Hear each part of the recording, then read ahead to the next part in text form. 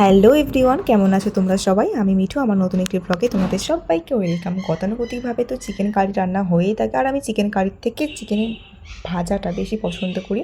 ওতে বেশি কিছু লাগে না, জিরে দিই, চিকেন দিই, পেঁয়াজ দিই, আর হলুদ গুঁড়ো, লঙ্কা গুঁড়ো, জিরে গুঁড়ো, ধনে গুঁড়ো যেমন দেওয়া সেরকম দিই। পুরো ভেজে ভেজে রান্না করি, সেখানে আমি আদা রসুন অ্যাপ্লাই করি না। ওটা আমার খেতে বেশি ভালো লাগে।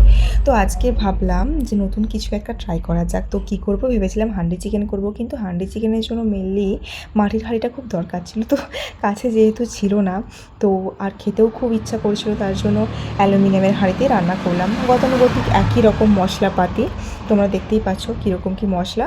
আর এখানে আমি একটা আটা মাখিয়ে রেখেছিলাম একটুখানি, আর সেটা ওই হাঁড়ির চারপাশে দিয়ে দিলাম, এবং একদিকটা একটু ফাঁকা রেখেছিলাম যাতে করে হালকা হালকা করে হাওয়াটা পাস হয়।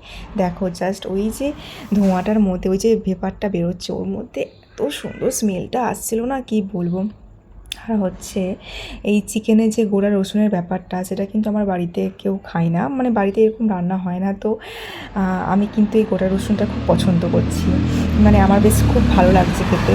তো এখানে দেখো মাংসটা এতটা নরম হয়েছে, আমি তো ভেবেছিলাম 1 ঘন্টা রাখবো, কিন্তু 1 ঘন্টা রাখার কোনো প্রয়োজনই হয়নি। হাফ অ্যান আওয়ার্সের মধ্যেই পুরো চিকেন কমপ্লিট হলো। তো তোমরাও কিন্তু এভাবে বাড়িতে ট্রাই করতে পারো।